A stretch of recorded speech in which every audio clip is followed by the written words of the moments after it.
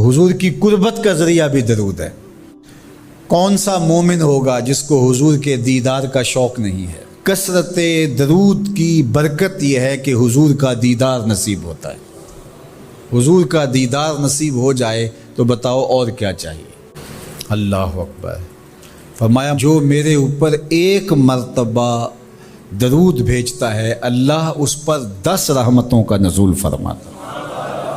اور ایک حدیث میں آیا جو ایک مرتبہ میرے اوپر درود بھیجتا ہے اللہ اس کے 10 گناہ معاف کرتا ہے، 10 درجے بلند کرتا ہے اور 10 رحمتوں کا نزول فرماتا ہے۔ تو درود پڑھا حضور پہ کام اپنا بن رہا ہے۔ تو درود پڑھنے سے انسان کا باطن سنورتا ہے، اندر پاکیزگی نصیب ہوتی ہے، گناہ دھلتے ہیں، عیب دھلتے ہیں، پریشانیاں ختم ہوتی ہیں، مصیبتیں، آلام، مصائب، دکھ، ٹینشن، پریشانی جو کچھ بھی ہے یہ ختم ہوتا ہے۔ اور درود پرسکون بنا دیتا ہے انسان کو۔ راحت بخش ہے وظیفہ، سرور انگیز ہے یہ وظیفہ، نور بیز ہے یہ وظیفہ، ماحول میں شگفتگی پیدا کر دیتا ہے۔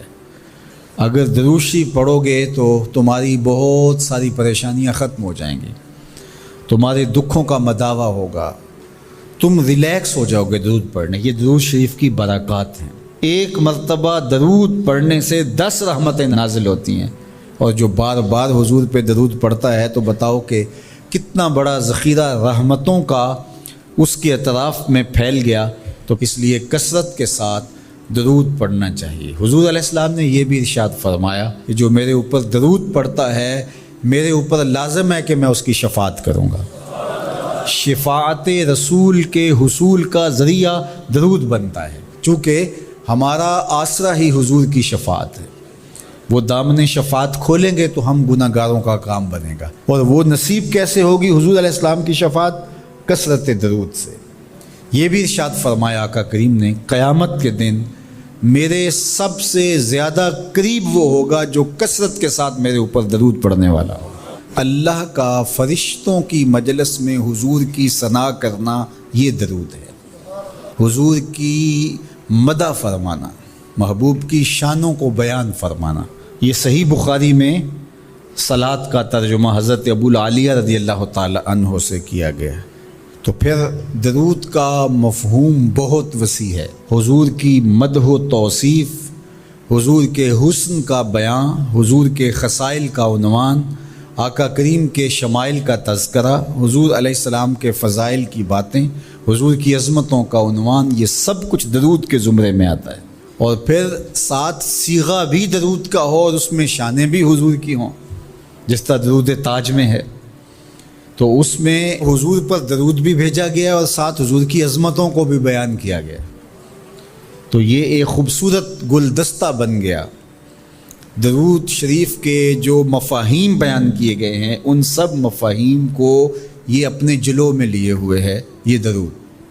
تو کثرت کے ساتھ حضور علیہ السلام پر درود پڑھنے کی تلقین فرمائی گئی۔ حضرت ابی بن کعب رضی اللہ تعالیٰ عنہ فرماتے ہیں کہ آقا کریم نے ترغیب دی درود شریف پڑھنے کی، باقی امور اور عبادت، ذکر فکر تو میں نے عرض کی۔ ارشاد فرمائے کہ میں آپ پر کس مقدار میں درود پڑھوں، کتنا وقت، کتنا درود پڑھوں؟ تو آقا کریم نے فرمایا ماشیتا، جتنا تم چاہو۔ فرماتے ہیں میں نے کہا میں 4تھا حصہ درود پڑھوں گا، باقی 3 حصے دیگر عبادات اور دیگر وظائف اذکار بجا لاؤں گا۔ فرمایا جس طرح تم چاہو، جو تمہاری مرضی، لیکن اگر درود کی مقدار کو بڑھا دو تو تمہارے لیے بہتر ہوگا۔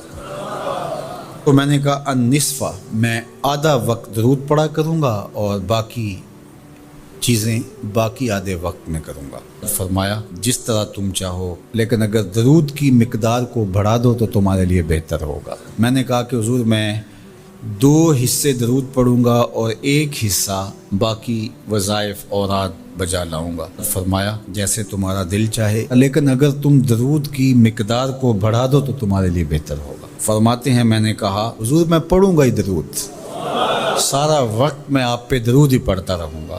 فرمایا پھر تمہارے سارے دکھ، تکلیف، اذیتیں، پریشانیاں، اس کے لیے یہ درود کفایت کرے گا اور تمہارے گناہوں کی مغفرت فرما دی جائے گی۔